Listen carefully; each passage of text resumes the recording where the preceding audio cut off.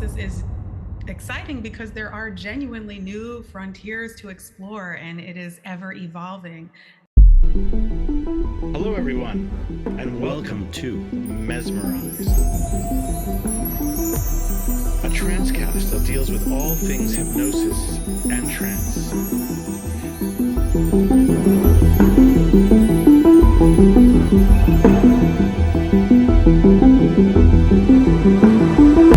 Welcome, everybody. One of the things we have in common is that we're both involved in areas of hypnosis that you might describe as new frontiers. And today we're going to talk about what those areas are. And I think some of these are really intriguing and exciting. They make hypnosis either more accessible, or they are particularly areas where I think it hasn't occurred to people that this is where hypnosis could actually make a big difference or might be helpful.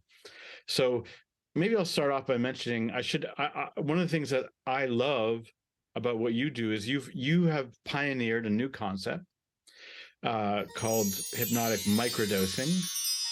And I should probably let you explain it, but what is a hypnotic microdose? Why hypnotic microdose? Microdosing hypnosis is important because I think it's an introduction to a lot of people who feel like hypnosis is unattainable or meditation is unattainable for them, and therefore change work is unattainable because they don't have the time, or they don't have the attention span, or they don't like closing their eyes and sitting still. So microdosing hypnosis can allow you to start to build that strong foundation. And you know what? You might even get to that other level where you can find yourself doing it for longer, but that's not what it's about. It's about building a practice of, using the familiar states of mind that you're already in every day. You're already in these little trancey places, and you're just going to start to find them, locate them, and then use that same kind of mind space to constructively change your life for the better, or just bring more awareness to your own inner workings and outer experience. If I was to define what hypnotic microdose is that probably everyone's familiar with the idea that you might be sitting somewhere and you would stare out the window. Staring out the window, as we know, is a trance, maybe a low-level hypnotic trance. And a microdose might be, would you say something like, imagine you're staring out a window, and that's now a kind of microdose hypnotic state, and now use that to do the following thing. Is that what you would do? Yeah, that's one way of using it. And I use the staring out the window a lot when there's or on a sunny wall, and I just imagine it's a screen for some thing that I'm trying to call into my life, or imagining some situation playing out. Because also, with the sunlight and like serotonin, it's just like it's a good feeling. I don't know. So that's a great microdose during your day. But also, just realizing that doing anything with intention is a little bit trancy. That's actually like kind of, you come into this place where you can make changes when you're very present. So when you're more aware of your mind spaces, your mind state during the day, you're in the position to alter how you react to things that used to, control you, the outer world controlling how you react. You can actually make that adjustment in the moment, in a microsecond. When I first heard about it, what I found compelling is I think people think of hypnosis being an all or nothing kind of phenomena, because they see maybe somebody going into a deep trance, and so there's no in between. You're either in the trance or out of the trance. Well, the microdose might be a way of helping people understand that you can be in subtle trances at different levels that might have different purposes. Is that correct? Yeah, and just becoming familiar with that state, that you're already occupying. I think that's the most important part that makes it not, it doesn't then seem so, prohibitive or anything. It doesn't seem, it's something you're already doing, and you can just do it with intention. It's funny, what I think is powerful about the microdosing metaphor is that in the where the term probably comes from is, when people would do massive doses of magic mushrooms, that's a dose, and it would, you'd be in a definite altered state. But if you microdose, magic mushrooms, it's a completely different experience over which you have some control. Is that what hypnotic microdosing is? Yes, exactly. It's realizing it doesn't have to be this big, long drawn out event. It doesn't have to entail all of these different things. It's actually quite easy, and it's in the practice of doing that if you want, you can get to that deeper state, but it doesn't have to be about that. It's just about practicing being in that mind space, you know? So the main thing, I think, the main takeaway from this sort of new frontier area is that people don't have to look at hypnosis as an all or nothing, like I'm going into a deep, powerful trance and I can't remember what's going on. They can be in some control, similar to microdosing mushrooms or LSD. They sort of draw the part out of the experience that they want or that they need. Is that fair? Exactly. And I think it works on that bigger, the metaphor also works just to reframe hypnosis as, you know, just the same way that microdosing makes these drugs a little bit more accessible and accepted as, you know, tools of therapeutic change work. You know, hypnosis is, you know, also has all these harsh kind of judgments cast upon it. And, you know, in microdosing hypnosis, I think you're starting to get to know that it isn't this like foreign state. It's not this thing that somebody holds over you. It's all about you and, you know, making it accessible and useful in your life.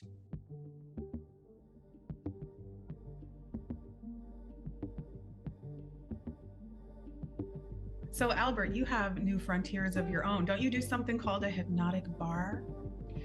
Funny you should ask. Yes. So yes, I do. The Hypnotic Bar is, to me, a new frontier, though I don't think there's that many people doing it right now. But let me explain. It's the idea simply that you can create altered states, any altered state, so any drug or any alcohol state can be recreated in hypnosis. So by that I mean, like, being very drunk can be recreated in hypnosis. Being very high can be recreated in hypnosis.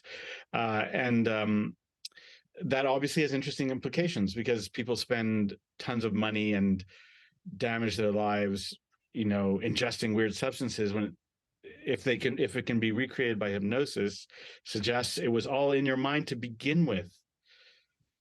And the reason I noticed this is that there is an old trick that hypnotists do where they hypnotize people to be drunk. Darren Brown has done some very dramatic examples, but I found old posters of 19th century hypnotists hypnotizing people to be drunk.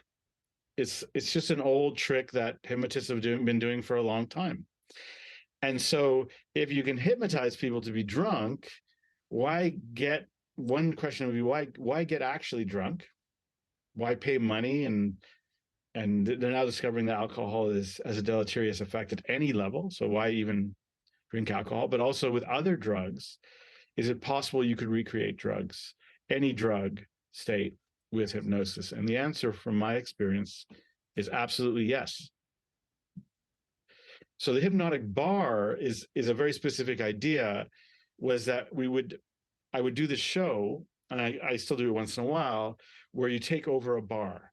So somebody invites you to take over their bar, and when the audience comes, part of the audience is hypnotized. So you find the best hypnotic subjects, you sit them at the bar, you give them shots of water, tell them that it is tequila, or tequila only because it's clear usually. And what's interesting is that they are in deep enough trance. When they sip the tequila, they will make that face that people do when they drink tequila. And then they will start to get drunk. They will get drunk. And you can calibrate the state. You can say you've had 5 tequilas, you've had, 8. I'm tasting tequila right now. So it works. That was a hypnotic microdose. Yeah. Yes. Yeah. At the Hypnotic Bar. Yeah, the Hypnotic Bar. So exactly. So now I should explain there is an important catch, and I'm giving a very quick summary of it for the purposes of time. The catch is that not everyone can do this. Like in Hypnotic Bar setting, you choose the best hypnotic subjects, people that are very good at going to deep trance, and that's because deep trance allows people to become internally convinced that they're having this experience. And then they also will physiologically manifest it. As once people get drunk, they can slow down time, they can accelerate time, they can travel through space, they can have incredible group experiences. They have all the sort of effects of being at a party without the dependence on substances to make it happen. So that's why it is a hypnotic new frontier. Yeah, that's awesome.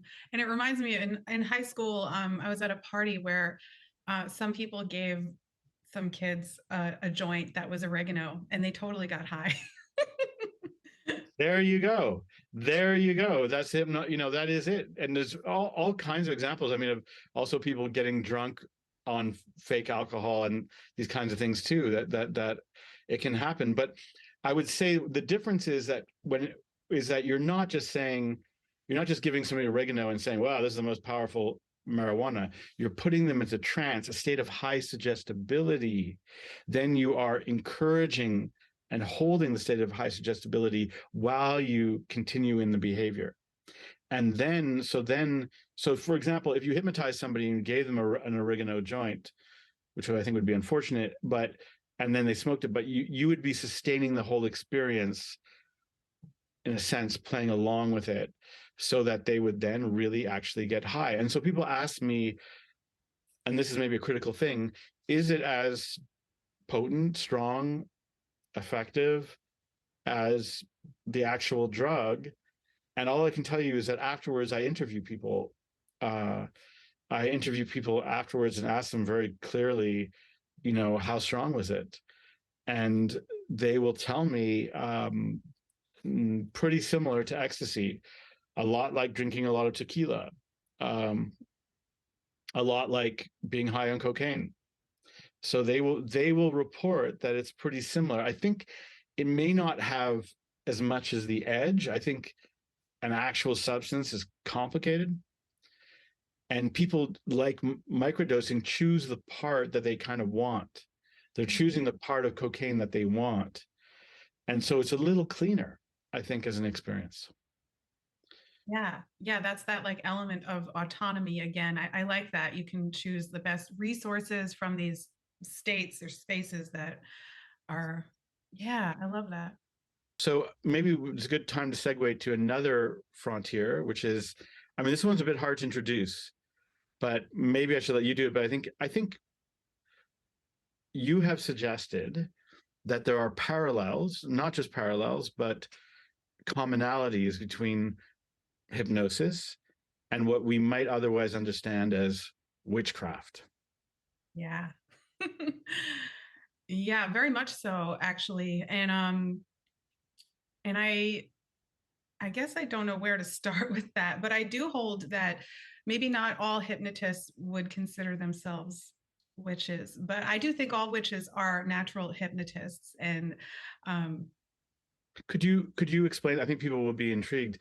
How could all witches be hypnotists?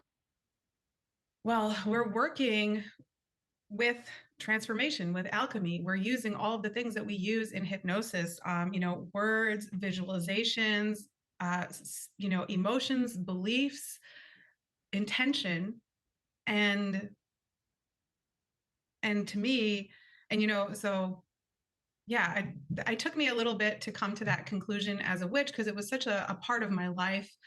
And so at the beginning of learning hypnosis and understanding it, I did see a lot of overlap with many other things. But then at some point I realized that when I'm doing, any kind of spell work or ritual, it's really like an eyes open, for the most part, kinesthetic self-hypnosis. So I like to say that, in hypnosis, hypnotists will know the saying, all hypnosis is self-hypnosis. Hypnosis is an autonomous state for each individual. And I think the same is true for spell work. All spell work is self-spell work. And we're working with our perceptions.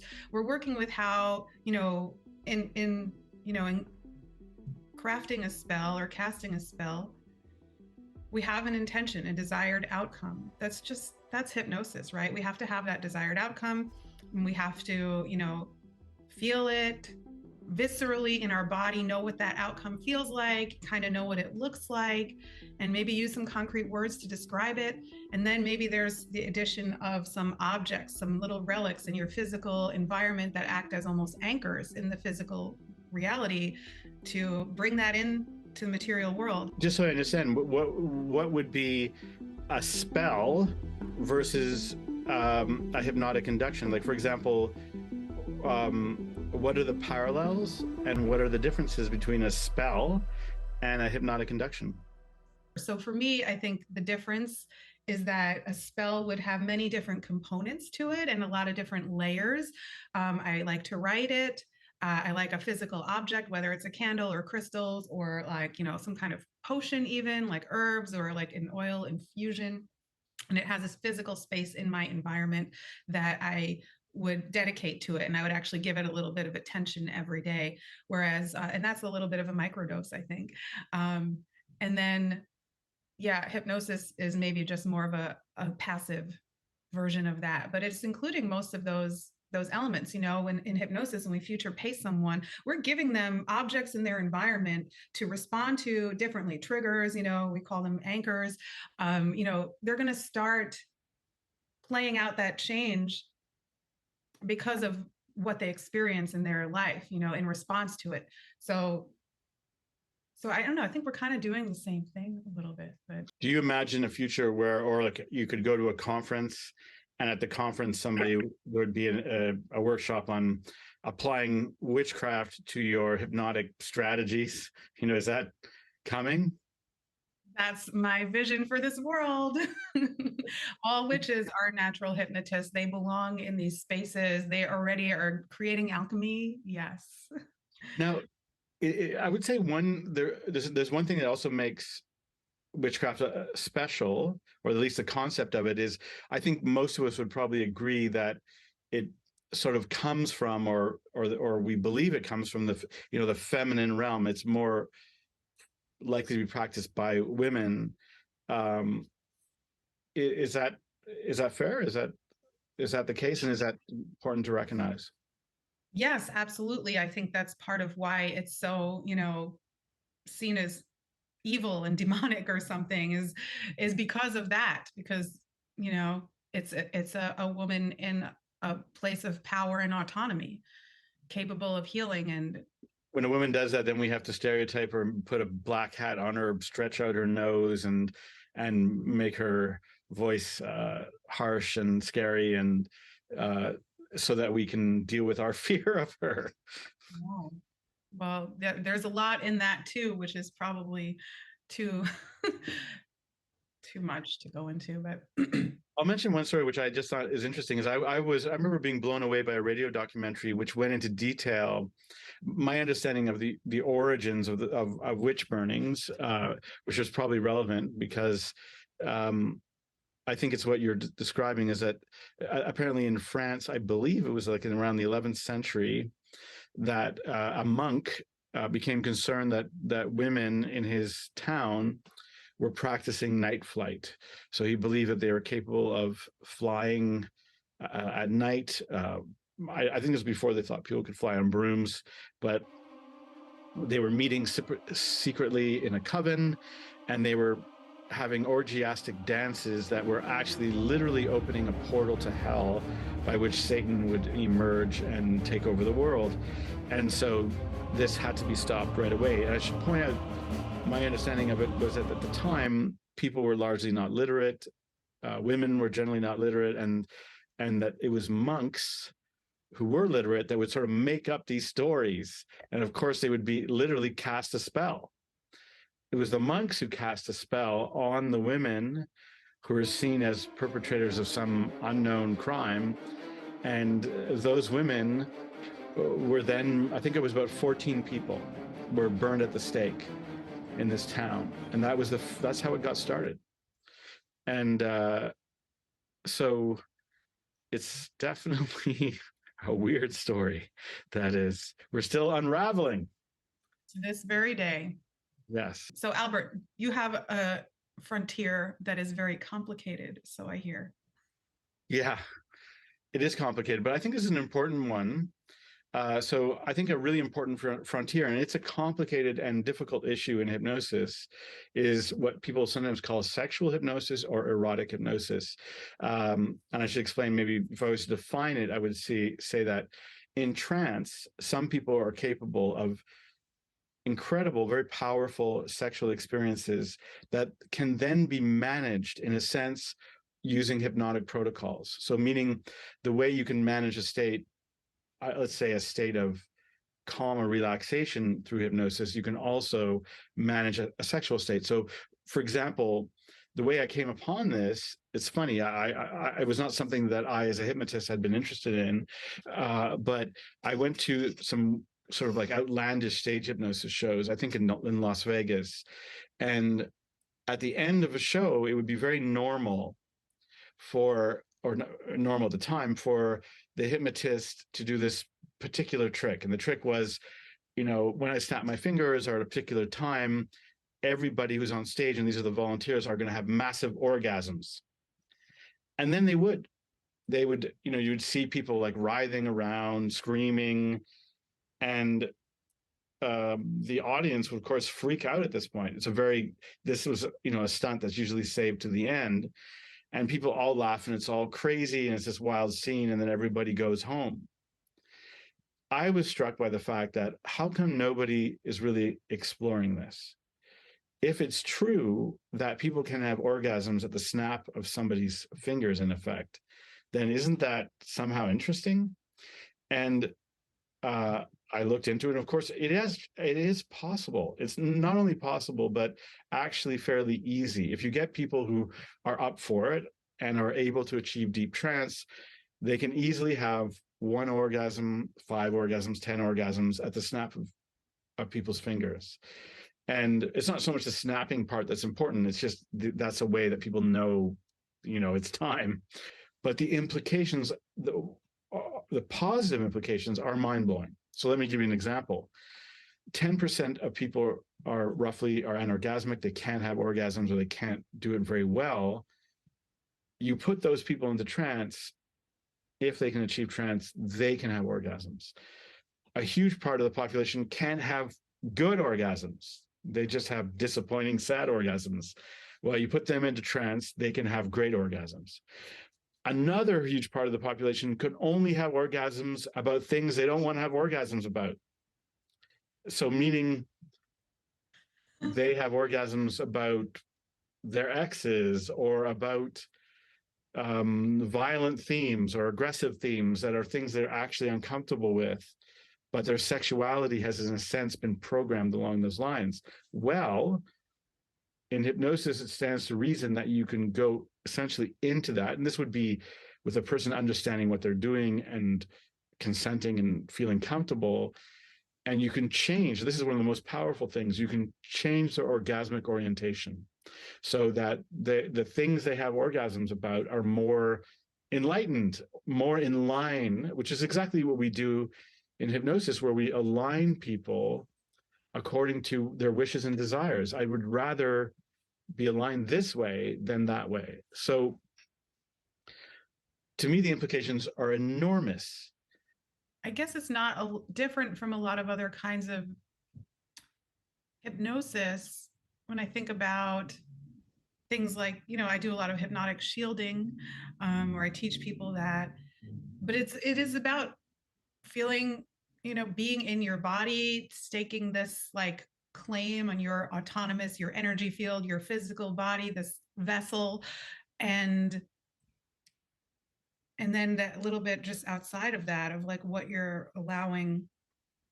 I don't know, it seems like it just kind of aligns with all the other kinds of hypnosis. The thing I would explain, what is the sort of clincher here, is that there was a sort of a research paper that came out of Northwestern University, really brilliant study, that basically said that all sexual arousal is trance. So meaning anybody who experiences any kind of sexual arousal is actually experiencing hypnosis. And this might explain some of the controversy around hypnosis, where people see hypnosis as this kind of witchy, sexy thing, when it isn't trying to be that.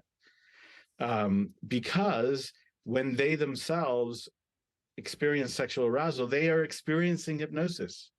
A great example is seduction. Seduction is literally hypnosis. And it's funny, ever since I've been thinking about this, I noticed all these cheesy, classic rock songs or music from the 90s or 80s. They're always like talking about, she hypnotized me with her eyes, or hypnotized me her, where they're talking about seduction. Yeah.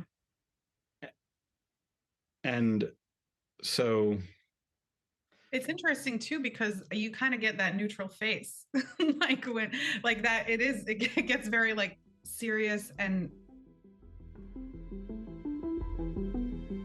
I think I know where you're going this with the neutral face, which is that if you look at portrayals of sexy people, they usually aren't smiling. They usually have the neutral blank face, which is the face of someone in trance. But I think what is beautiful here, I mean, I do use the word beautiful, is the potential for healing is enormous. I personally think we don't choose our sexual programs or our sexual natures, that our culture interferes with us so much. And I think obviously women more than men, but it interferes with us as children, with imagery, with media, or literal interference. And those become our sexual programs. And then people spend the rest of their lives like living out a destiny that they did not choose. And so the way hypnosis can help people change the dark parts of their own destinies, I think sexual hypnosis can maybe do the same thing and bring people some important healing.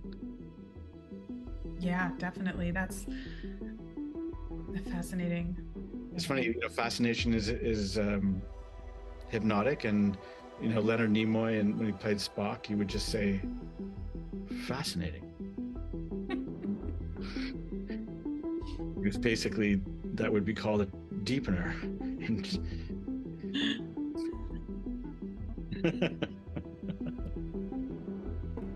On that note, we'll be back with more fascinating subjects.